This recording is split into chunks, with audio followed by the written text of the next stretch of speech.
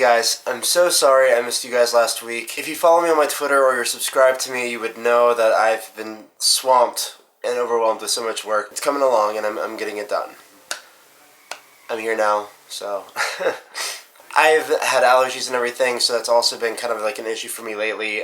It's also going to make it a little bit more difficult for me to talk. Let's get it on with the theme weeks. This theme week has been chosen by Nico. It is Russia, anti-gay, homophobia theme week. So here it goes. Russian President Vladimir Putin signed into law a bill banning the propaganda of non-traditional sexual relations to minors. Also, violent attacks on gays or suspected gays is becoming a common thing. Basically, it's becoming commonplace. It's a pretty dark time in Russia right now, and we have the Winter Olympics coming up. Let's take a look at Russia's homophobic history.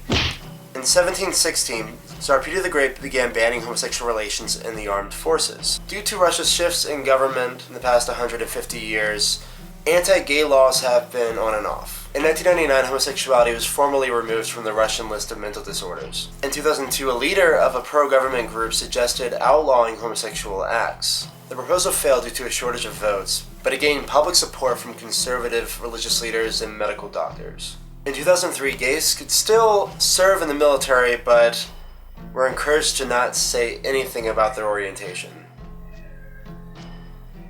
Does that sound kind of familiar to you?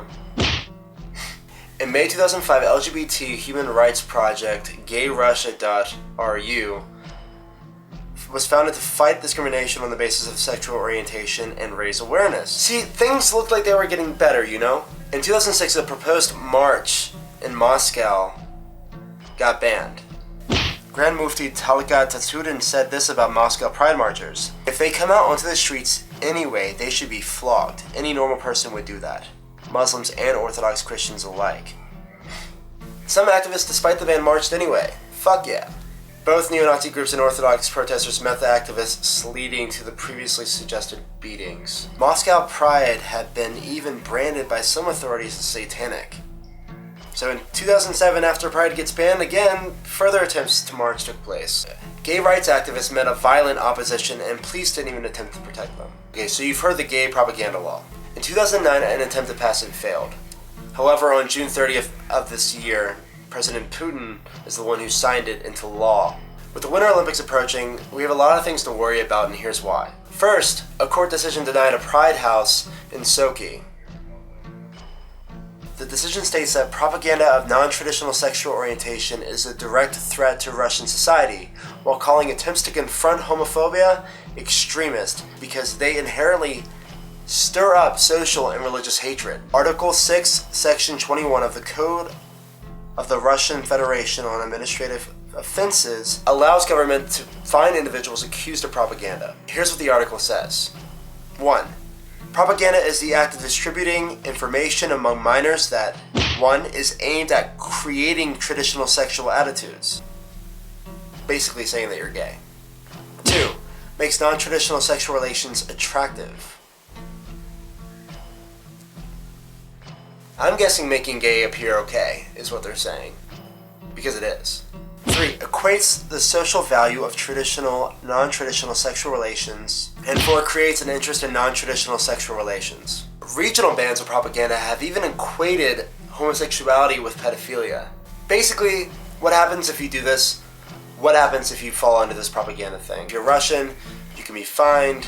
If you're a foreigner, you'll basically not only be fined, you can serve up to 15 days in jail and even be deported, which would suck if you were an Olympic athlete or a spectator who happened to be kicked out and put in jail and treated like shit. I don't know. A few weeks ago in one of my classes, we had a discussion about this. Some bitch in my class argued with me and said, if you don't talk about it, you're fine. Like, nothing's gonna happen to you, or basically is what she's saying. I mean, but honestly, have you seen the videos online? People are getting beaten and killed for being suspected of appearing homosexual. And don't forget that some trans people may still be going through transition and appear queer to these homophobes.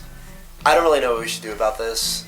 I just know that if no gays show up to the Olympics, they'll be missing out on an opportunity they've been waiting their whole lives for. But I mean, really, like, people are so homophobic, they're like punching people they don't even know on the street they see kissing somebody of the same sex.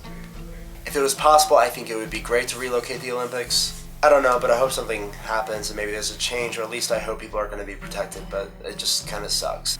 President Obama stands by his words. Everything should be good, hopefully. Well, that's it for Gays of the Week. Thanks for watching, and don't forget to like and subscribe. Hey guys, I'm with Steve Grand. Hey guys.